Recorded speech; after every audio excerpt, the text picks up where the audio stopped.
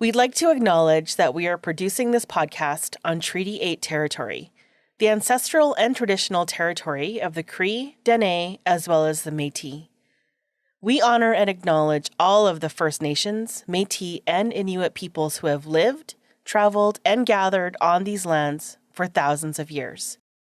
We recognize the land as an act of reconciliation and gratitude to those whose territory we reside on or are visiting.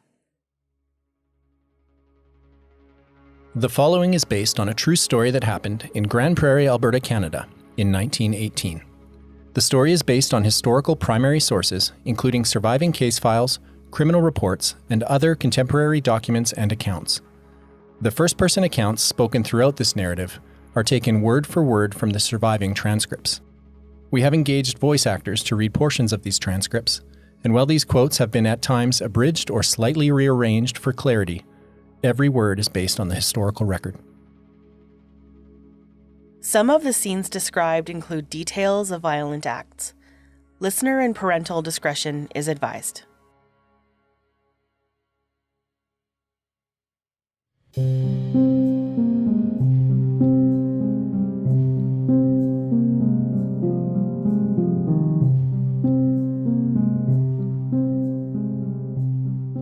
June 1918, Northern Alberta, Canada. The First World War is months from ending, and men from communities across Canada are still overseas. Many, of course, will never return home. The Spanish flu pandemic, relatively mild in the spring, is a few months from shocking everyone with its deadly second wave. And in the northern frontier village of Grande Prairie, located several days' travel north of the provincial capital of Edmonton, a horrific discovery is about to be found.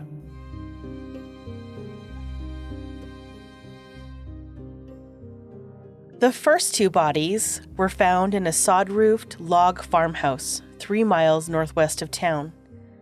Joseph Snyder and his nephew Stanley. Seeing the cabin on fire, a neighbor set off to bring the police.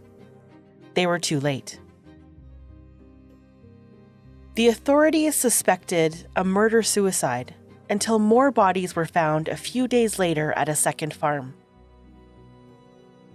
The 1918 murder of 6 would confound the local police, and the investigation would drag out over the next several years, with multiple suspects and theories proposed.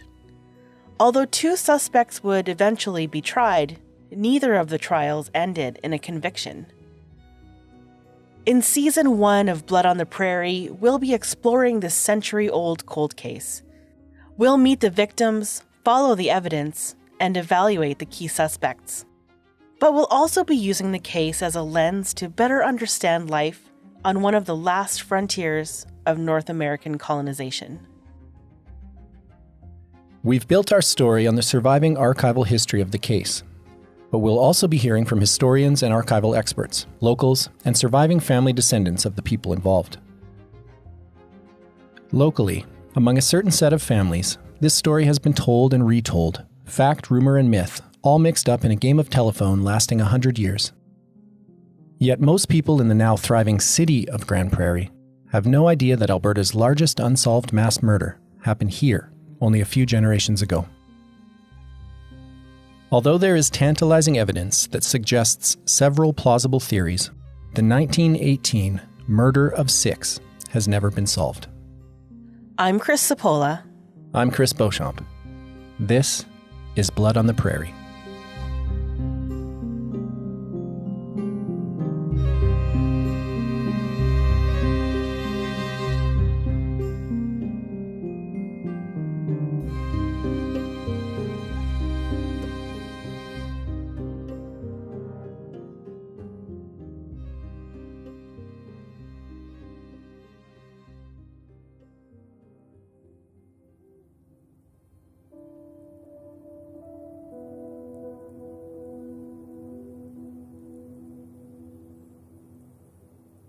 Daniel J. Lowe Jr., 43, was used to waking up in the middle of the night. Most nights, he'd wake up 2 or 3 times. Sometimes, when he couldn't get back to sleep, he'd slip out of bed, perhaps quietly, so as not to wake his wife Anne and their 4 young children. He'd step to the door of his small farmhouse and look out. He'd breathe the fresh air. Maybe he took a smoke, maybe a drink, maybe nothing at all.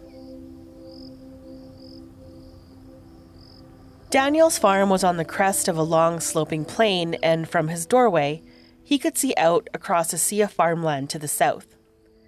He could see where the ground rose again, where the farmland ended in the forests of the Wapiti River Valley and the foothills beyond. On a clear day, if he looked at the right spot, between 2 hills, he could see the tiny, jagged teeth of the Rocky Mountains over 100 kilometers to the southwest.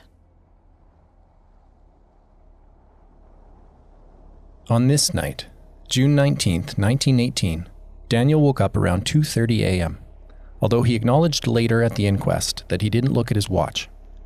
He stepped to the door of his farmhouse, and after a minute or so, he heard someone holler. Help! Help!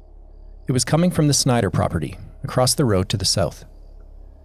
Daniel thought he heard someone shouting for help, followed by a gruff reply and a scream, which was cut off abruptly.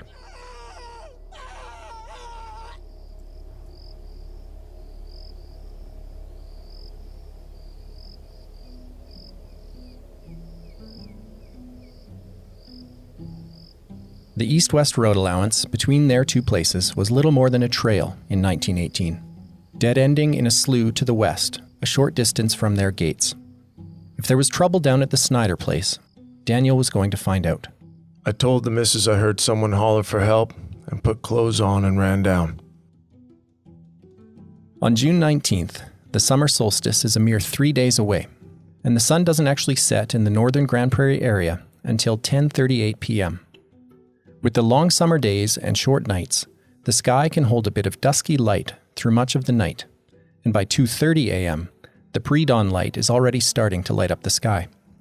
Daniel Lowe described it like this while testifying at the criminal inquest a few days later. It was dark below and light above. Dark out, but when you looked up, you could see the tops of trees light.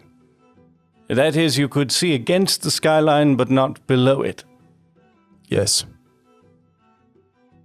I heard a noise, and it seemed like a man hollering for help. Hollering 2 times for help. And then it seemed to me, I would not swear to it. Somebody else said, I will help you, or I will get you, or I will fix you, or something like that. He had a very gruff voice. Just an instant after that, I heard someone making, and it was cut right off short. It came from the direction of Snyder's house. Were you looking in that direction? Yes, sir, but could see nothing. What did you do then? I stepped in the house. I told the missus I heard someone holler for help. I jumped into my trousers, shoes, coat, and hat. I ran to Snyder's.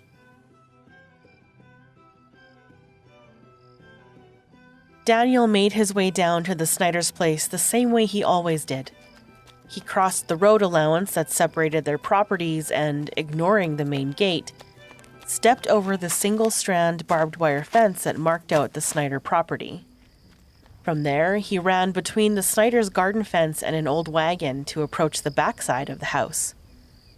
He couldn't see the door from where he was standing, but from that direction, he saw a burst of light. I noticed the shack on fire and smoke coming out of the south end of the building, and saw the reflection of the bushes on the south side of the house. I whirled around and went back home. I got a can of oats and up past the house and told the missus there must be trouble over there. I went out to catch my horse. How long were you catching your horse? I could not swear how long it was. I was a long time catching horse. Every bush seemed like a horse and I'd run up to it. Daniel had a decision to make. Should he stop at the Macaulay place, the nearest neighbor, a little over half a mile away to the east, or head into town to bring the police? Daniel Lowe decided to ride hard for the Alberta Provincial Police Barracks in the center of town. I know the building was still on fire when I went to town. Lowe ran his horse along the eastern trail for about a kilometer, passing the Macaulay place. He turned south on the main road and headed into the sleepy village of Grande Prairie, Alberta.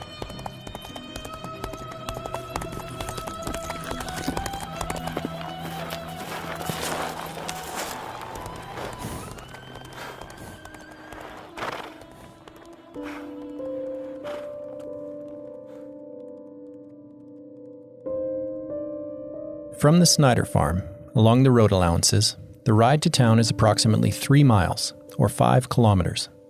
If Daniel Lowe was riding his horse at close to a full gallop, he may have been doing 30 or 40 kilometers per hour, and he could have made that trip in as little as 10 minutes. It's impossible to know what Daniel was thinking about during those minutes in the wee hours of June 20th, 1918. The Snyder farm was burning. His neighbors were missing. And that voice, the gruff man. I'll get you!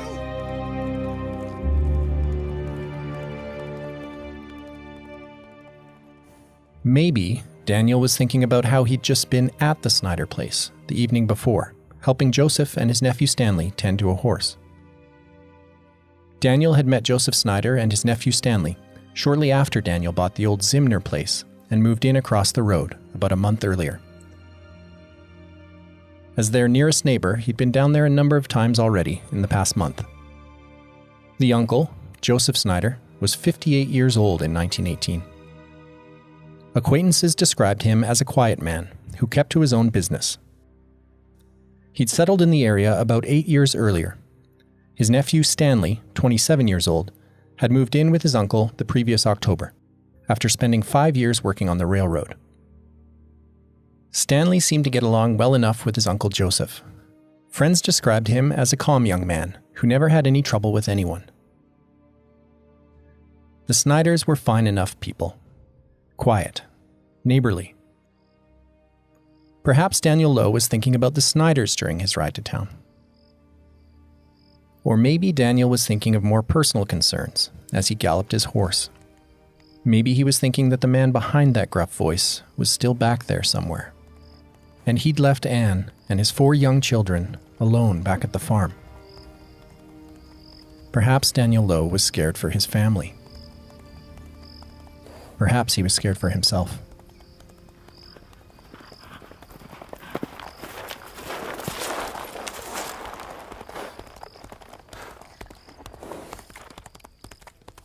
At around 3:30 a.m., Daniel reached the police barracks and, banging on the door, woke up Corporal William Allen.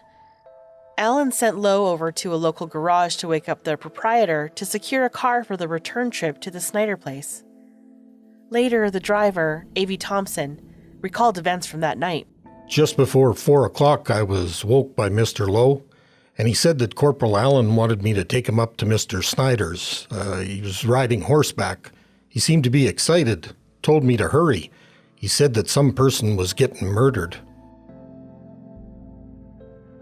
As they turned west onto the road which dead-ended at the Snyder and Lowe properties, the pre-dawn light would have already been illuminating the view out across the countryside. And when we got to the top of the hill, we could see the shack burning. It was practically daylight, pretty near twilight. As they crested the hill, they would have seen the Snyder house with its small yard, garden, barn, and stable. They would have smelled and then seen the black smoke rising from the burning building. Across the road on their right, the hill rose up toward Daniel Lowe's place. When we got to the top of the hill, we could see Lowe standing at the gate. He opened the gate for us. Thompson parked the car by the garden north of the house.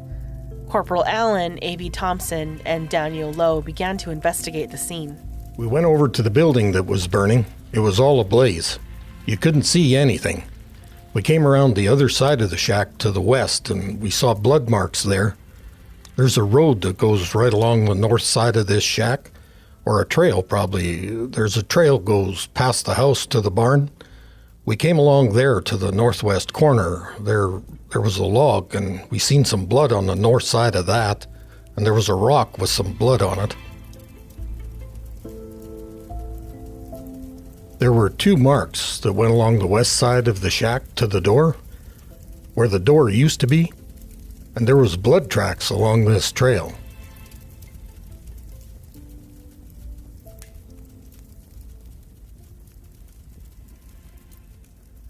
As the building burned, the group continued to inspect the ground for tracks or other signs. Thanks to a heavy buildup of dew on the mostly long grass, conditions were favorable for detecting tracks around the property. The dew was on when we first went there. There was quite a heavy dew that morning. The men followed what appeared to be horse tracks, which disappeared around the slough to the south. They found Snyder's horses in the field down there, and Daniel Lowe was relatively confident that they were all accounted for. They also found tracks along the route Lowe had taken to approach the house by the garden fence. When we first got there, we kind of thought that the dew, it kind of looked as though tracks had been made on the west side of the garden.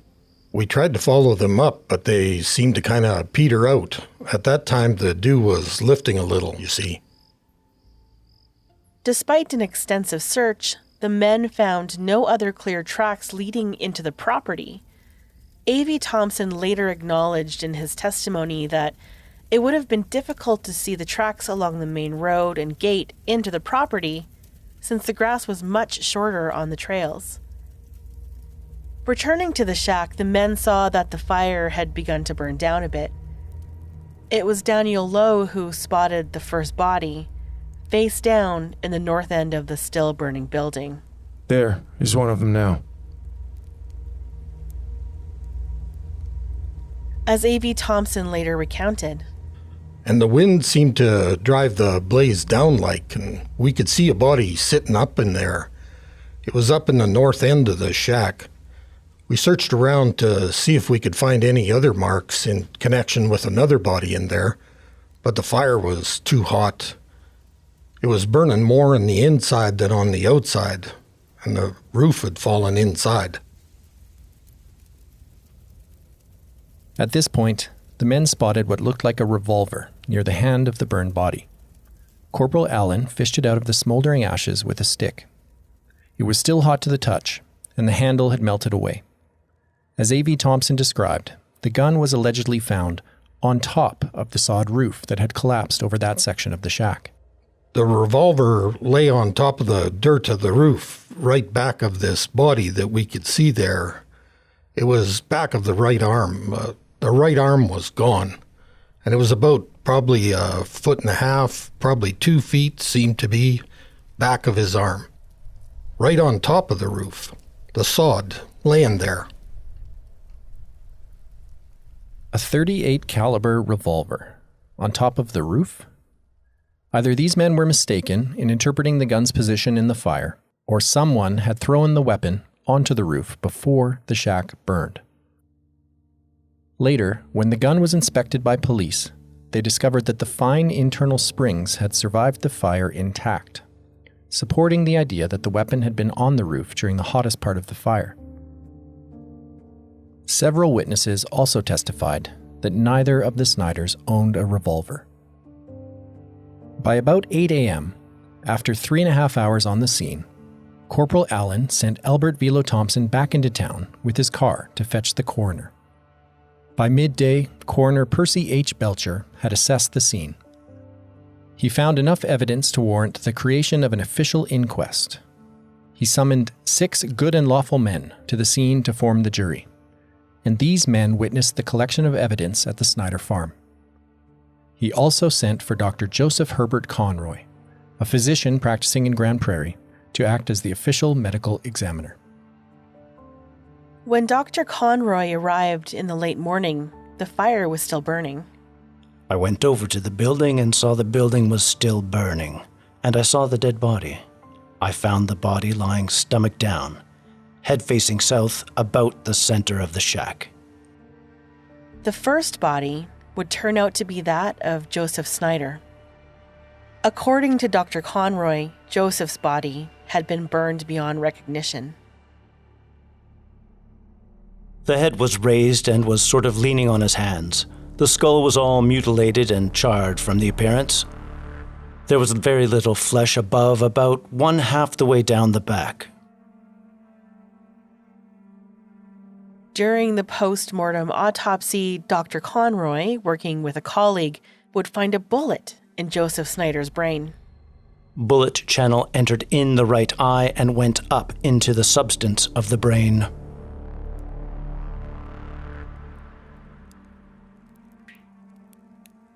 By late morning, the embers had died down enough for investigators to finally get closer to the house.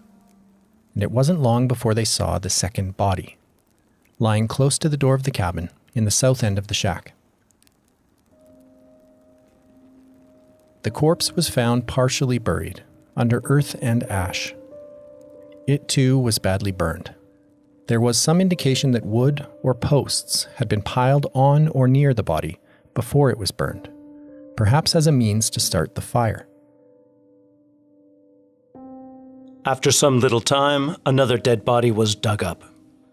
I believe there was some wood over or alongside of it. This body was more or less in same condition as the previous body. His flesh all charred and many of the bones burned too. He had a gold tooth in, rather a gold filling on, one front tooth, an upper. Several witnesses would later identify the body based on this single remaining feature, a gold filling in Stanley E. Snyder's mouth. Stanley had also been shot, though unlike his uncle, the bullet had entered the back of Stanley Snyder's head. The bullet hole went through the scalp and skull about 2 inches behind the left ear, on a level with the top of the ear. We found no exit and found no bullet, but the bullet could easily have exit at the top of the skull, which was severed. The top of the skull was completely gone. Exploring the scene that morning, Dr. Conroy examined the evidence of blood around the cabin. I found a streak of blood leading from, or to, what was evidently the door on the south side of the shack, and the streak of blood went north to the block of wood where there was blood found on the north and south of the said block of wood. There was also blood found to the east of the shack on the grass and ground.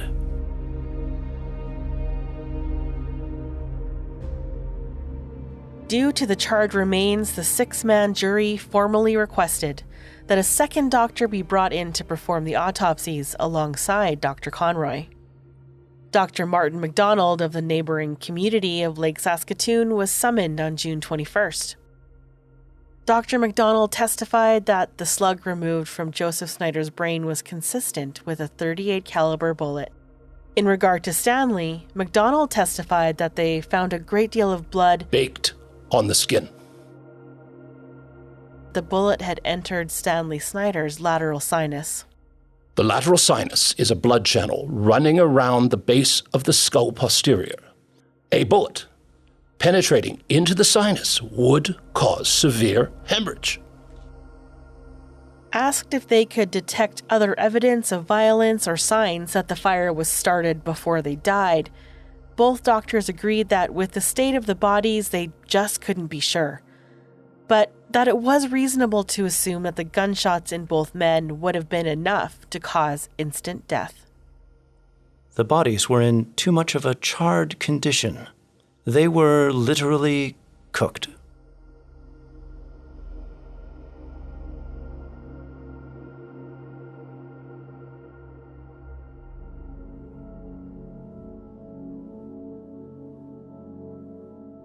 As the fire finally died down by midday, the investigation at the Snyder scene grew to include additional physical evidence. Records on the exact sequence of these discoveries are scant, as the original investigative reports and drawings taken at the scene are lost. But there are several references from the later inquest testimony and criminal trials which point to some tantalizing clues.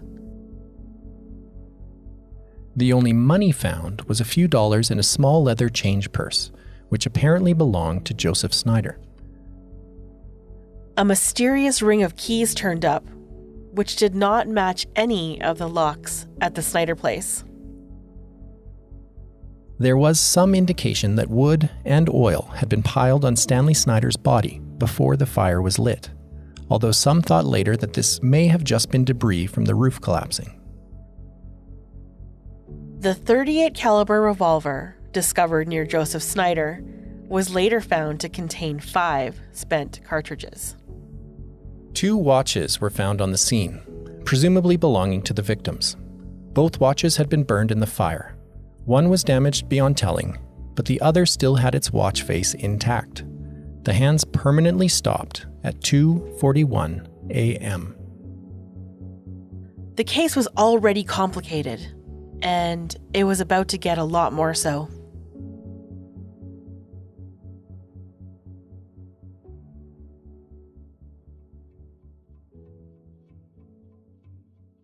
On June 25, 1918, 5 days after the bodies were discovered, the local weekly newspaper, the Grande Prairie Herald, formally broke the story of the Snyder murder case under the front page headline, "Terrible tragedy happens near Grande Prairie." The subheading read, "Charred remains of Joseph Snyder and his nephew found in debris of burnt building. Foul play suspected. Postmortem shows that both men met death by bullet wounds." It's fair to assume that word of the case had already traveled through the region by the time this article went to print. Folks were already starting to flock to the murder scene, people with even a minor connection to the victims coming over to have a look around. Rumors and speculation ran rampant, and already a panic had set in. People were locking their doors and arming themselves. The 100-year-old game of telephone that this case would become was in its first round, and the local news media was all too happy to play along. That the 2 men met their death either by murder or murder and suicide appears certain. Lying near J. Snyder's body was a .38 caliber revolver with 5 empty cartridges still in the chamber, while to the east and west of the house, blood is splattered on the ground in several places. Immediately northwest of the house, signs are very distinct, proving whoever had been bleeding had been dragged and thrown into the building. Inside the house had been piled some fence posts and a quantity of wood in order to start the building afire. The article went on to write about Joseph Snyder's achievements as a settler, and even to speculate about his finances. He was one of the best types of farmers on the prairie, and his crops were considered a great advertisement for the country.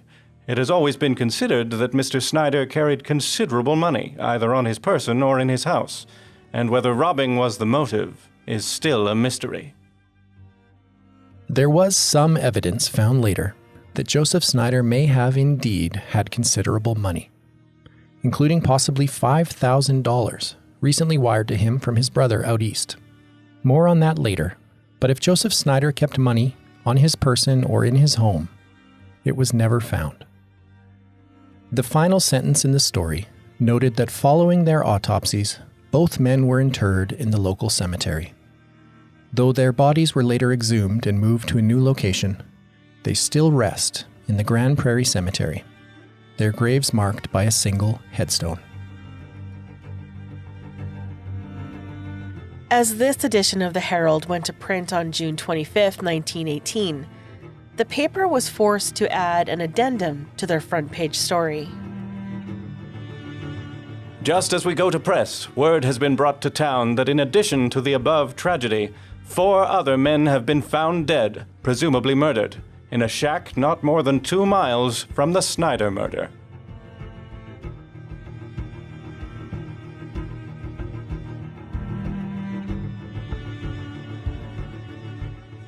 With the discovery of 4 more dead men at the farm of Ignace Patton, 3 miles from the Snyder farm, the Snyder murder case was about to become the 6th murder case.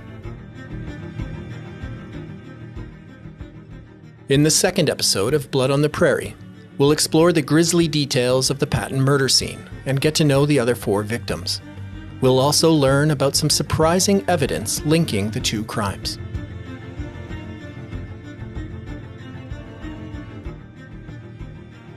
Blood on the Prairie is produced by Chris Sapola and Chris Beauchamp. We'd like to thank the South Peace Regional Archives, the Provincial Archives of Alberta, Alyssa Curry, Karen Simonson, Dr. David Leonard, Brenda Lacroix, the family of Wallace Tansum, Jason Helva, Al Peterson, Casper Towns, Gordy Hackstad, Richard Pizzata, and Laura Beauchamp. Blood on the Prairie was developed thanks to funding provided by TELUS STORYHIVE. Special thanks to Tara Jean Stevens, Jessica Gibson, and the National Screen Institute. Music used in this episode by Unreal SFX, Matt Stewart Evans, Linus Johnson, Brianna Tam, Michael Vignola, and Yeskel Raz. Our voice actors in this episode included Clint Webb, Scott Maitland, Wade Morrison, Derek Hall, and Cameron Donald. Blood on the Prairie is available on all major podcast platforms. For show notes and access to archival sources and other documents relating to the case, as well as photographs from both the 1918 era and the crime scenes in 2021, find us at bloodontheprairie.com.